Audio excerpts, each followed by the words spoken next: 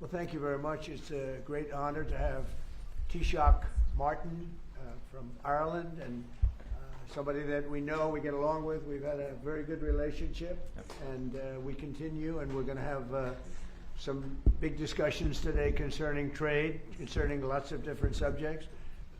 We have a tremendous trade relationship with Ireland, and we'll keep it that way. I think it's going to be expanded very greatly.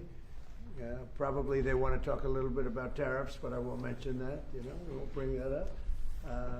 But you might want to be discussing that a little bit. But it's an honor to have you, and thank you very much for being here. Thank you. And may I thank you, President, for facilitating this visit, and in what is for us probably one of the most important weeks in the United States. And in many ways, you're affirming the tremendous bonds between Ireland and the United States that go back to the very foundation of this republic. And 35 million people in this country claim Irish descent and Irish heritage.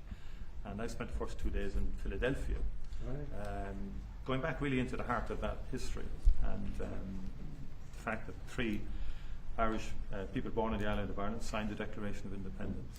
It was printed by an Irishman, John Dunlap, and disseminated across the colonies. And Charles Thompson, that we discussed earlier, he designed the bald eagle, the seal of the U.S. So in many ways, our connection is foundational. It's historic. And the Irish helped to build America. We're very proud of that connection. And we think you hosting us here in the White House is affirmation to all the Irish Americans out there and to our diaspora in this country for what they've contributed to America. And that's very much through the prism this year, the America 250. It's a very exciting year, and we're discovering new things. I mean, even a guy from my own city, a guy called Stephen Moylan, who was an aide-de-camp to Washington, he's regarded as the guy who came up with the phrase, the United States of America. First written record, and it's in New York in the museum and so on like that. So that's the nature, the history of those bonds. Well, you told me something before that was maybe the most interesting of all. How many presidents are in some way related through blood with Ireland? 23. Can you believe it? Irish presidents. They're great politicians. The Irish are great politicians. Absolutely. No, but think of it. 23 are in some form, and many of them have gone to Ireland. Absolutely.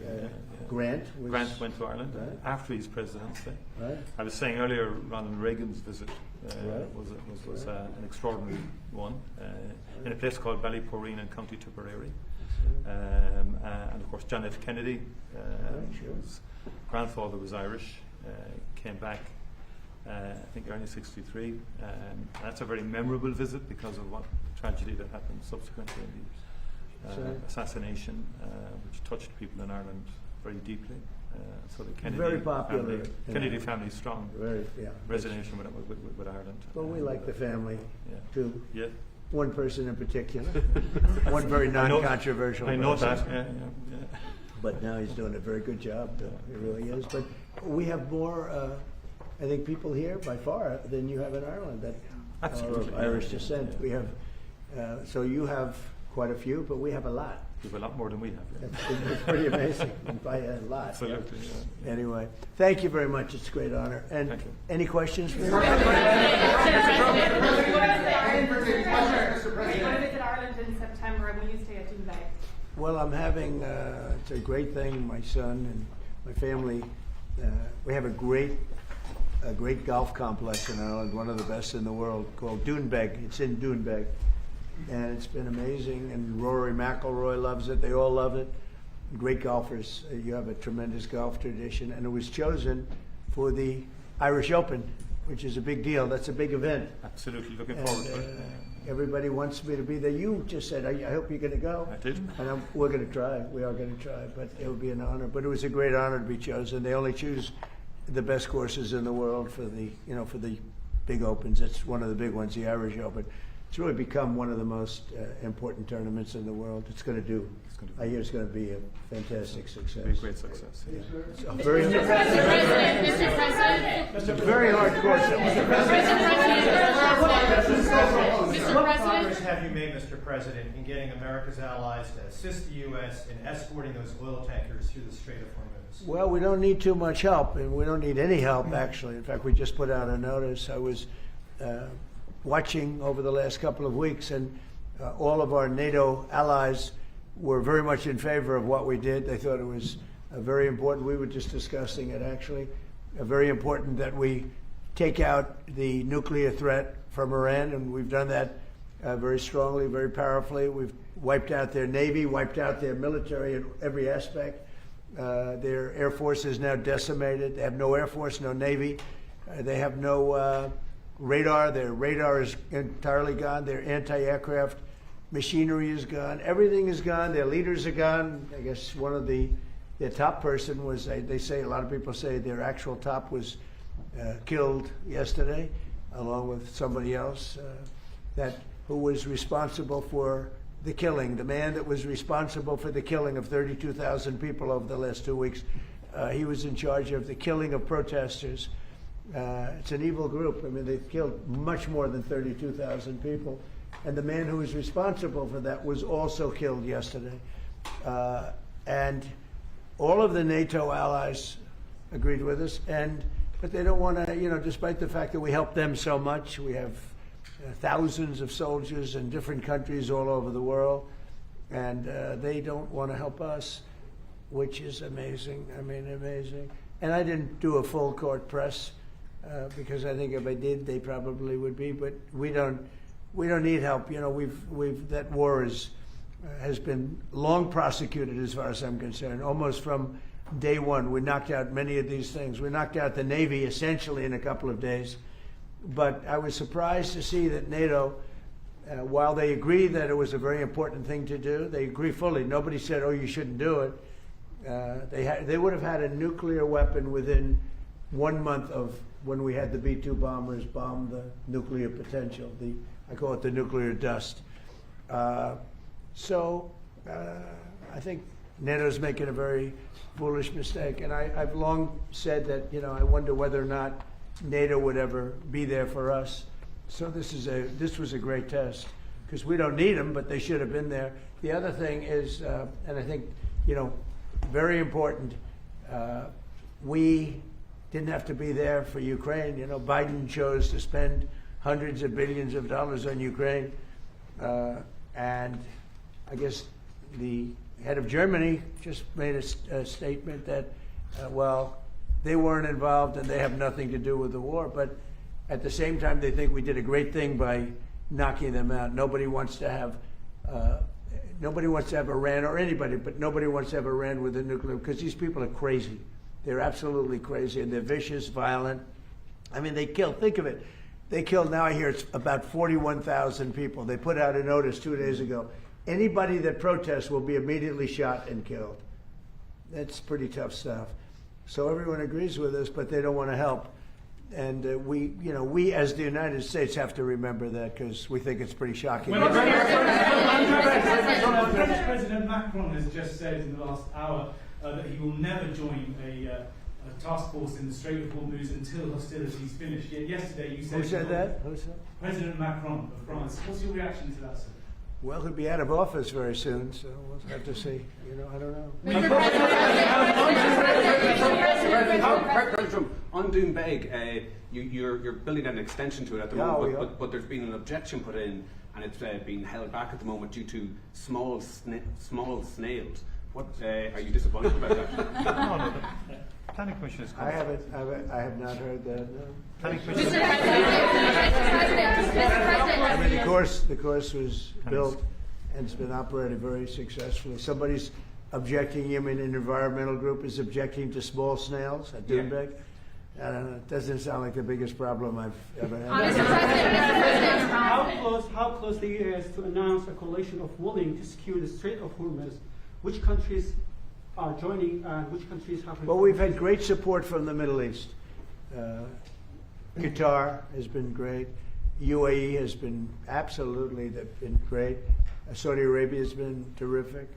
Bahrain has been very good. The Middle Eastern countries have been very strong in their support. And of course, Israel has been our partner. Israel's been very, very strong along with us. It's been a very strong collaboration.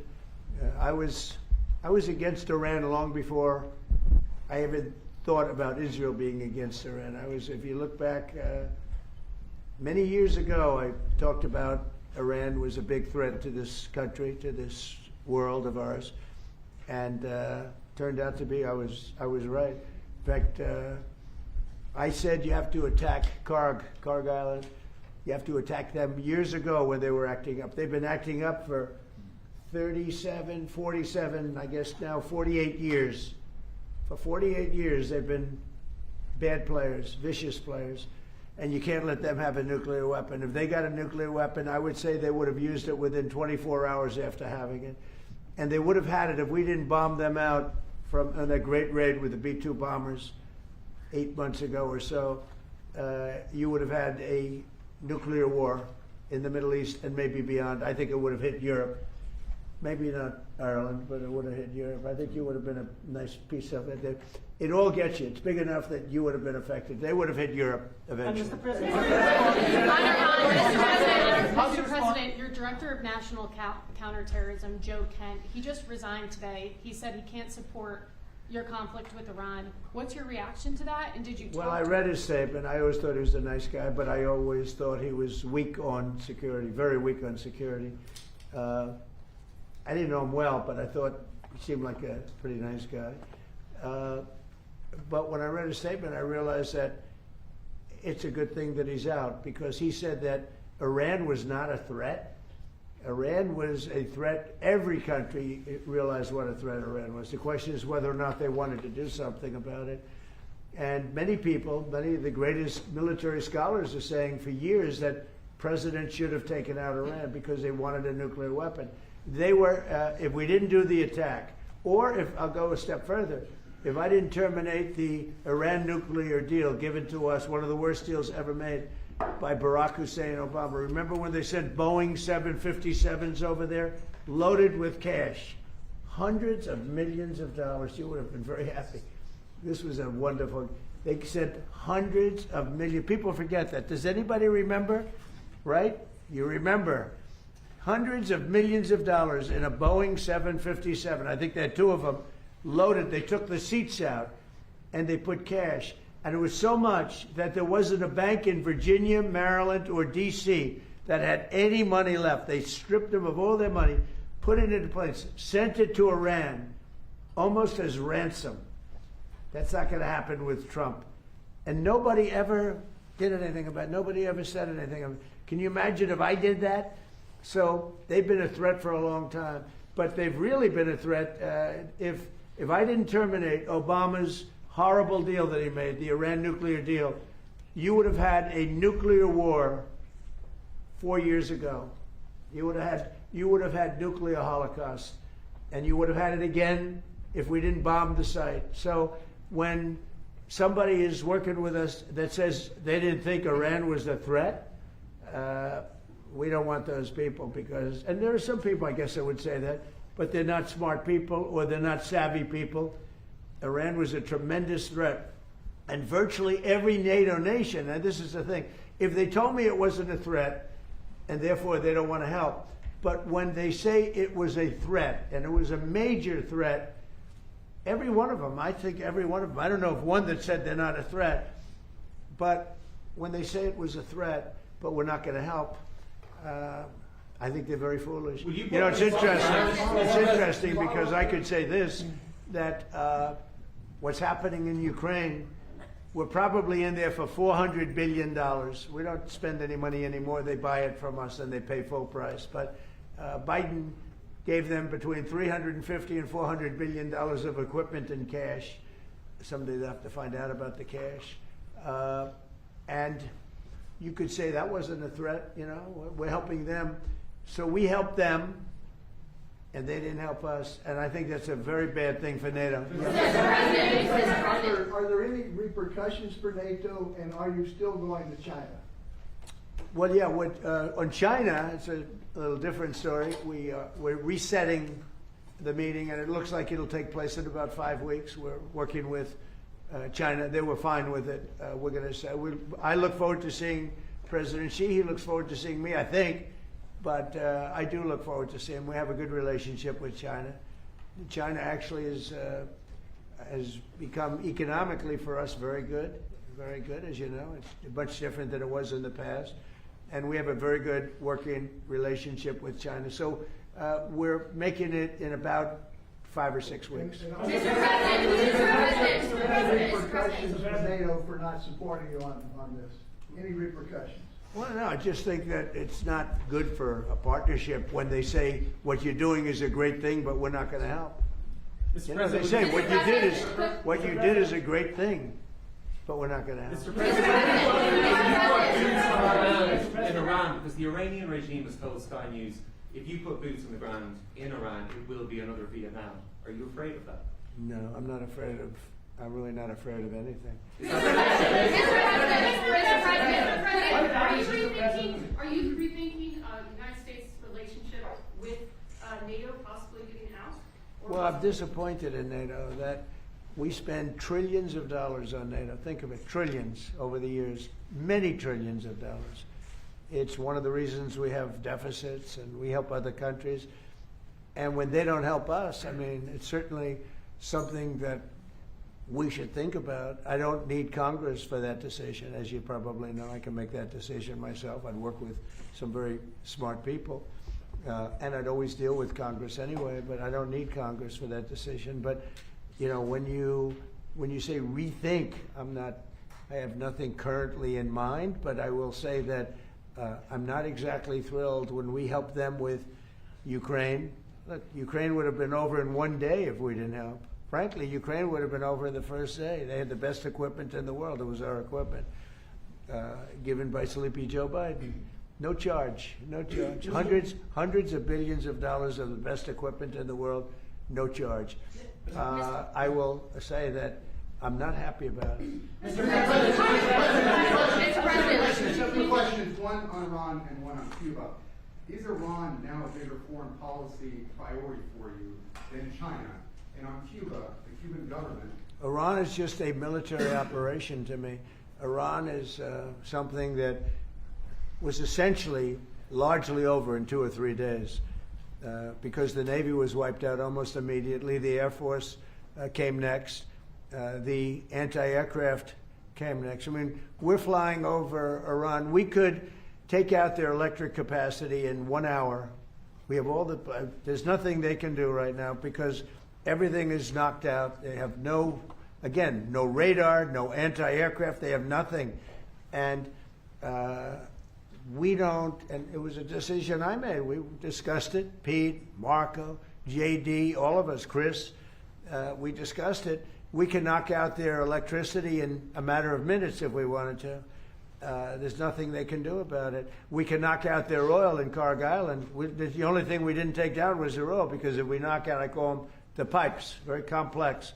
But if you do that, it'll take them forever to rebuild, meaning whoever, and hopefully it's a sane group of people, but whoever it is that's going to be running that, and we're going to try to get people that are going to run it well, and it's going to be a prosperous, wonderful place. It used to be, if you go back, it used to be the people are great, the people are smart and energetic, and it used to be very successful. Now it's a country run by fear. It's a country where they tell protesters, don't go outside because if you do, we're going to kill you.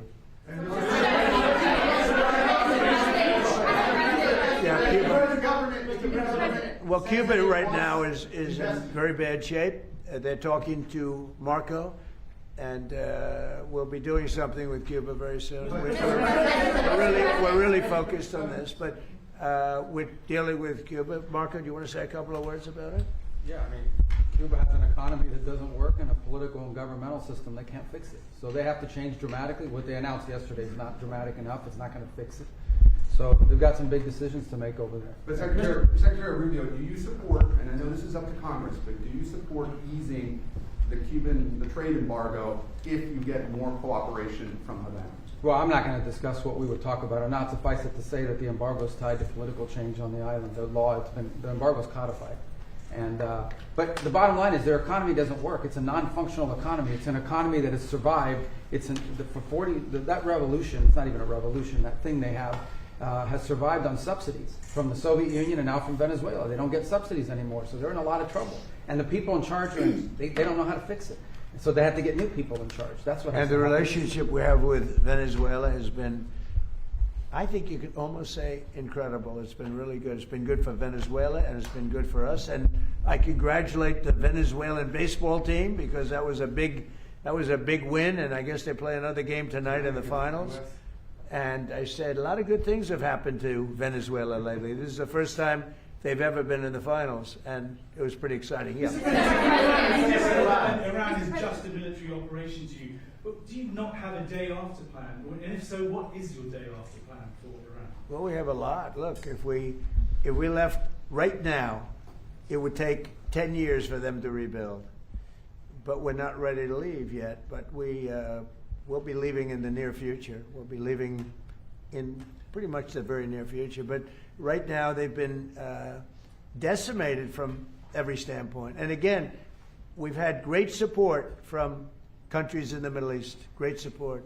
But we've had no support from, essentially, no support from NATO. What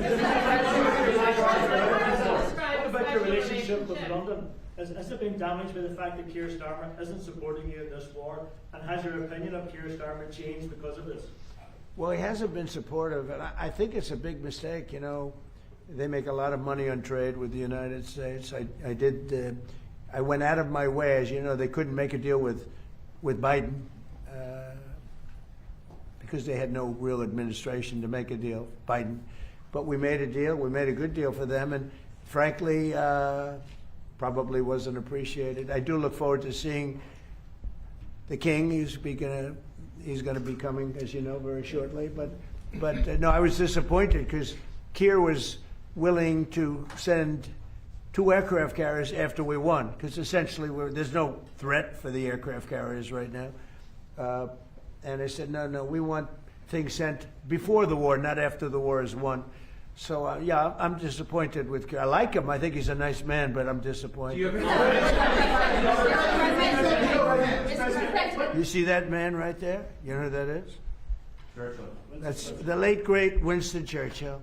And Barack Hussein Obama did not want his bust in this office. Did you know that? And Barack Hussein Obama sent that bust back to England. They didn't want it. And when I came in, I was asked if I wanted it. I said, absolutely, I want it. And I put it right there, Winston Churchill. And, you know, unfortunately, Keir is not Winston Churchill. Do you have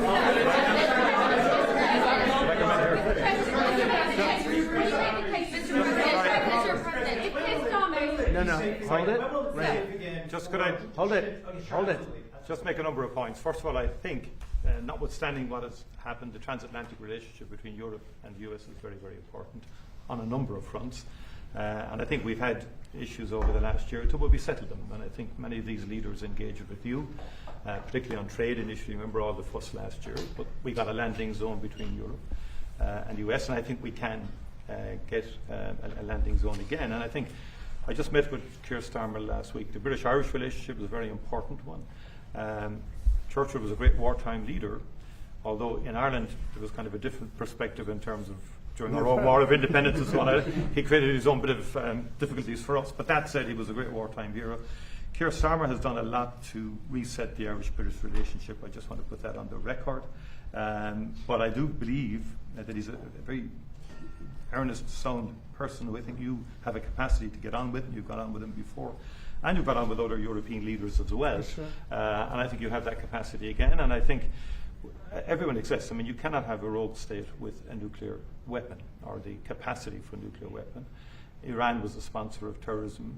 We sanctioned Iran. All European countries did, as a and the IRGC in particular as a terrorist organization.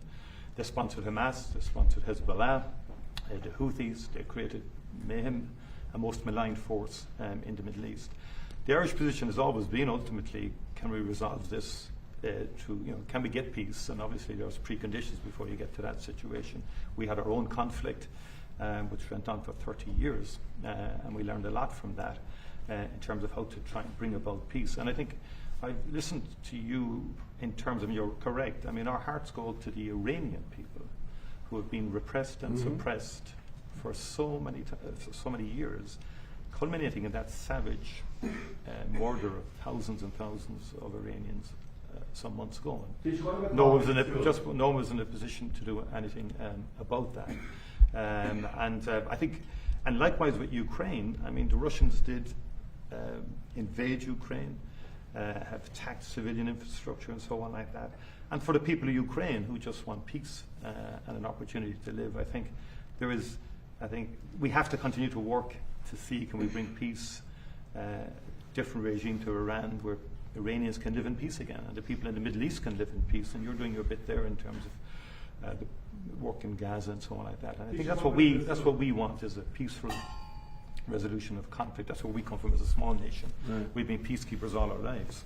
And we're the longest serving nation in terms of provision of peacekeeping forces in the world, as it turns out. But we think ultimately all conflicts come to an end, and I think we have to try and work towards that end. And I'm sure European leaders and the US administration will engage, and hopefully we can get a landing zone somewhere. I mean, the only thing, and I agree with everything you said, but we helped with Ukraine. Yes. And they don't help with Iran.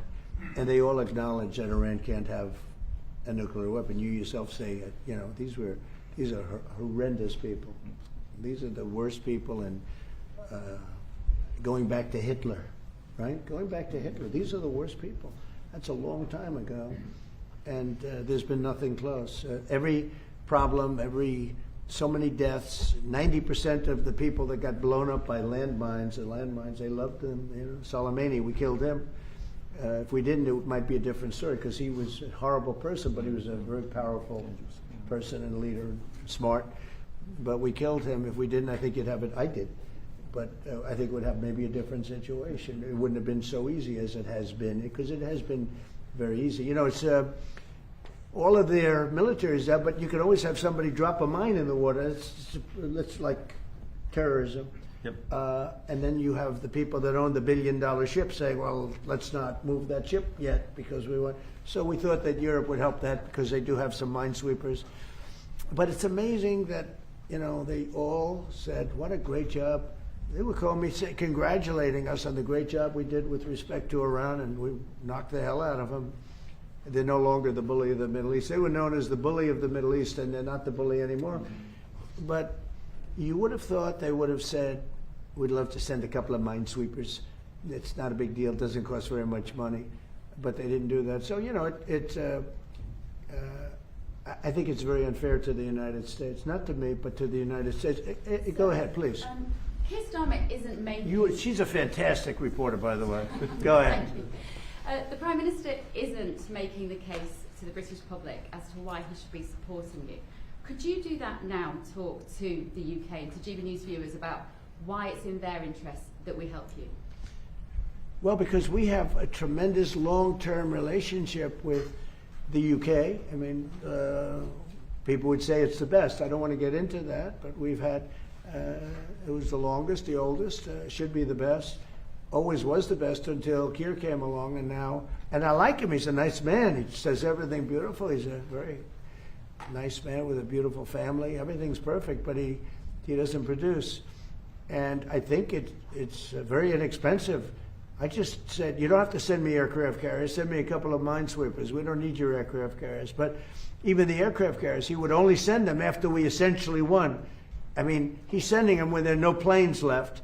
When the missiles are down to 8%, they have like 8% of the missiles. The rest we demolish the missiles, and the factories, largely the factories are going even as we speak. They just hit another factory. They have a lot of missile factories. They have a lot of drone factories, and so he's wants to send them when we don't need them. But we'd like to have minesweepers, because just in case. We don't know that there are any mines down, because we wiped out, I think, 24. They actually have to think of this for a country. They have 24 boats that do nothing but put mines in the water. This doesn't sound like a great country. This doesn't sound like a friendly country, but we killed all of those boats. They're at the bottom of the sea. So we don't even know if there are any mines there, but if there are, we'd like to have a little help in finding them, probably most importantly. Would you like to change the Prime Minister? Do you have confidence in Keir Starmer? Would you prefer to deal Well, it's not for me, it's really for the people of the UK to have confidence. Of course, in it. but is he I've been very critical of Keir, and I did it in a friendly way. I said, if you don't change your energy thing and get away from windmills and go back to oil and gas, and you have something that's no other country has. Very few countries have anything like it, the North Sea. You have some of the greatest oil and oil deposits in the entire world, the North Sea. They don't use it. You buy a lot of your oil from Norway. You know where they get their oil? From the North Sea. And you pay a very big price. So why are you paying a lot of money? And I tell them, you have the better part of the North Sea. So why aren't they taking the oil from the North Sea? Why are they buying oil from Norway? But they have windmills all over the country, destroying those gorgeous Scottish fields and those beautiful fields all over the windmills, which don't work. They're tremendously expensive. And the best testament to that is the windmills are made in China, but China doesn't use them. You know what China uses? Coal. They're building 58 coal-fired plants right now, and that's up to them. But these foolish countries that are buying windmills, putting them out of business, I'm proudly telling you that we're going to try and have no windmills built in the United States during my... Because they're very bad. They're very bad environmentally. They kill the birds. They're unsightly. They make a lot of noise. And for some reason, the environmentalists love windmills, okay? You say he's a very nice man. I think he's a nice man. I think he's a nice man, but I disagree with him on two things, primarily. His immigration policy is a disaster, and his energy policy is a disaster. And they're about the biggest policies you can have. You've allowed millions and millions and millions of people to come into your country that shouldn't be there. And by the way, that's all over Europe. Europe is a different place. It's a different place. And I originate, to put it nicely, many of us do, from Europe. I love Europe. I've spent a lot of time in Europe. It's a different place. Bad things have happened to Europe. Very bad things. And you better do something about immigration, and you better do something about energy, or you won't have a Europe. What's your time frame, Mr. President, for when cargo ships can safely go through the Strait? It won't be, I don't believe, too long. We're knocking the hell out of the coast. It's basically the coast and the water, and it won't be too long. And the Middle Eastern states, including Israel, by the way, who has been terrific, the Middle Eastern states have been helping us a lot. Go ahead, you, please. Mr. President, on fuel prices, what do you have to say to the people in Ireland who are paying sky-high prices because of your war in Iran? Well, I think the people in Ireland are very happy that I'm getting rid of, I have a lot of friends from Ireland, they're very happy that I'm getting rid of a nuclear power, a nuclear terrorist, and as soon as that war's over, which will be soon, your prices are going to drop like a rock. You watch. I've been very good at predicting. No, in the back. What do you think about our president's comments that your actions in Iran is breaking international law? Say it. What do you think about our president's comments? Can you speak? You're speaking right into your phone. Mr. President, how do you respond to the increased attacks by the Iraqi militia groups against the U.S. Embassy and consulate in Kurdistan region? You want to answer that, JD? Do you want to? Yeah, well, Marco, obviously, the Secretary of State, has control over the embassy. Look, there have been a lot of militia attacks against our base, or our embassy in Iran. I think Marco's done a good job of limiting the number of people who are at that embassy so we can provide essential functions but also protect our people. But it goes to show there are a lot of terrorists in that region of the world, and we've got to eliminate them when we find them. And you can't give them nuclear weapons. You can give them rifles, you can give them guns, you can't give them nuclear weapons. I think we agree very strongly on that. Please. Just on the immigration point. Yes, excuse me. Just first of all, I would say, like, Europe is still a very good place to live in. Good. Just to let you know. I'm glad to hear that. And our view is you have to have robust and fair rules around migration. But on the other hand, a lot of people, within the European Union, we have free mobility of people. And in Ireland, our population is growing, but in a very positive way. Our economy is going well because we're attracting a lot of people from Europe and beyond into work, legally and validly in our country. In fact, I'd love if we could develop a legal pathway between the US and Ireland into the future because of our history and so on like that, that we could have a legal pathway, because no one is in favour of illegal immigration or and so forth. So you have to have robust rules for that. But fundamentally, I think sometimes Europe gets characterised wrongly in terms of it being overrun or whatever like that. It's much more robust now. There's much more stronger mechanism in place to facilitate legal migration. I think it's important that understanding is there. We need more economic growth in Europe. It doesn't have the same focus on innovation as you do here in the US. We discussed that earlier with the Vice President in terms of technology, in terms of AI. We need to pivot more to innovation as opposed to regulation. I think investing in people, and that's the key to, I think, our collective future. We do learn lessons. You're doing things and picking it up. For Prime Minister, Mr. President, the Irish President has said that your war against Iran is illegal. It's an attack on international law. Who said that? The Irish President. Look, he's lucky I exist. That's all I can say. Because if you're going to allow countries that are sick and demented, and they are demented, to have nuclear weapons, everybody in the whole world should be very thankful. And I'm disappointed in NATO, very disappointed. I'm disappointed in a couple of other countries too.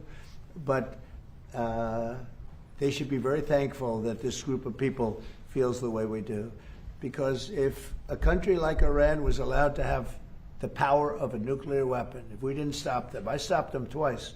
I stopped them my first term when I terminated the Iran nuclear deal, which was Barack Obama's deal. It was maybe the worst deal I've ever seen. It gave everything to Iran, including billions of dollars in green cash. I don't mean cash, I mean green cash flown over by airplanes. I can't to this day believe that was allowed to happen. And come to think of it, it would be a good thing for somebody to look at. Does the president have the power to hand hundreds of millions of dollars of cash to terrorists? But it began with that, and I terminated that deal. If I didn't terminate that deal, we might not be here right now. If I didn't terminate that deal, unbelievable nuclear holocaust would have taken place. And then I did it a second time when we hit them with the B-2 bombers, and we totally obliterated their potential nuclear weapon that they would have had in less than 1 month. They think 2 weeks, but in less than 1 month. And it would have been, I believe it would have been a much different world than it is right now. We have to go, we're going to a lunch, so maybe we'll take one more nice question. Can I ask you how you're doing with your legal case against the BBC and their fake news documentary? Well, the BBC was incredible. What they did is they had me speaking something I never said. And I've never seen anything quite like it. CBS had that. We had the situation on 60 Minutes, and not the current owners, the past owners. The current owners, I think, are good, Ellison. But BBC took it a step further. They actually they put words in my mouth, and I said some pretty bad things. And I didn't say them. It was AI generated. And I said, I never said that. In fact, some of my people said, wow, that was pretty bad stuff you said. I said, what did I say? I'm pretty good at this stuff. I mean, if you can go through years of these press conferences and you're a popular president of the United States that won in a landslide, that won all 7 swing states, that got record numbers of votes, I mean, so I guess I'm okay at this stuff. I said, I never said that. And then we found out it was AI generated. And they admit they made a mistake. BBC. But I watched them this morning for some crazy reason, and it was so inaccurate. Their reporting on the war was unbelievable. We have decimated that country. And if you watch BBC, it's almost like they're fighting us to a draw. They're not fighting us to a draw. It was very inaccurate news. It was fake news. So I'm very proud of the term fake news because it was my term. I came up with it, but it's no longer accurate. It really is. It's corrupt, fraudulent news. It really is. It's fraudulent. It's not just fake. It's beyond fake. It's really criminal what they do. But I watched BBC this morning, and I don't know much about BBC other than what took place, because people were calling me saying, that was a terrible thing you said. I said, what did I say? And I said, I never said that. And when we checked it, you agree? They agree. It was somehow generated, I guess, by AI or something, with me saying unbelievable. So we brought a lawsuit against them. They admit they're guilty, but we'll see how it comes out. Thank you. I like that question. I like that question. Thank you very much. We'll see you later. Thank you.